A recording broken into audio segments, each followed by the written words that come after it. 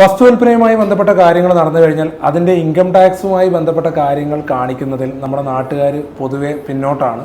പല ആൾക്കാർക്കും ഇടപാട് നടക്കുമ്പം അതിനെക്കുറിച്ച് അറിവില്ലായ്മ കൊണ്ടോ അല്ലെങ്കിൽ അത് അവഗണിക്കുന്നത് കൊണ്ടോ 1-2 വർഷം കഴിഞ്ഞിട്ടൊക്കെയാണ് നോട്ടീസൊക്കെ വരുമ്പോഴാണ് ഇതിൻ്റെ സീരിയസ്നെസ് മനസ്സിലാവുക.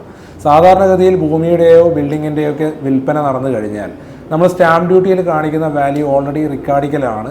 30 ലക്ഷം രൂപയിൽ കൂടുതലുള്ള ഇടപാടാണ് നടന്നിട്ടുള്ളത് എങ്കിൽ രജിസ്റ്റർ ഓഫീസിൽ നിന്ന് ഇത് ഇൻകം ടാക്സ് ഡിപ്പാർട്ട്മെൻറ്റിലേക്ക് പോകും. അപ്പോൾ നിങ്ങൾ സ്ഥല വിൽപ്പന അല്ലെങ്കിൽ ബിൽഡിങ്ങിൻ്റെയൊക്കെ വിൽപ്പന നടന്നു കഴിഞ്ഞാൽ അതിൻ്റെ തുക കൂടുന്നുണ്ടെങ്കിൽ അതുമായി ബന്ധപ്പെട്ട ഇൻകം ടാക്സിൻ്റെ കാര്യങ്ങളും കൂടി ക്ലിയർ ചെയ്ത് പോകാൻ വേണ്ടി ശ്രമിക്കണം. ഇൻകം ടാക്സിൽ 2 തരത്തിലാണ് ക്ലിയർ ചെയ്യേണ്ടി വരിക. ഒന്നുകിൽ നമ്മൾ ചുരുങ്ങിയ കാലം കയ്യിൽ വെച്ചിട്ട് വിൽക്കുന്നതാണെങ്കിൽ ഷോർട്ട് ടേം ക്യാപിറ്റൽ ഗെയിൻ എന്ന് പറഞ്ഞൊരു മാറ്ററായിട്ട് ബന്ധപ്പെട്ടിട്ടും, ദീർഘകാലം 2 വർഷത്തിൽ കൂടുതൽ നമ്മുടെ കയ്യിൽ ഹോൾഡ് ചെയ്തിട്ട് വിൽക്കുന്നതാണെങ്കിൽ ലോങ് ടേം ആയിട്ടുമാണ് അത് ട്രീറ്റ് ചെയ്യേണ്ടത്. അപ്പോൾ അതിനെക്കുറിച്ചുള്ള കാര്യങ്ങൾ അറിയാൻ വേണ്ടിയിട്ട് തൊട്ടടുത്ത വീഡിയോ നിങ്ങൾ ഫോളോ ചെയ്യുക. ഇത് മറ്റുള്ള ആൾക്കാർക്ക് ഒന്ന് ഷെയർ ചെയ്യുക.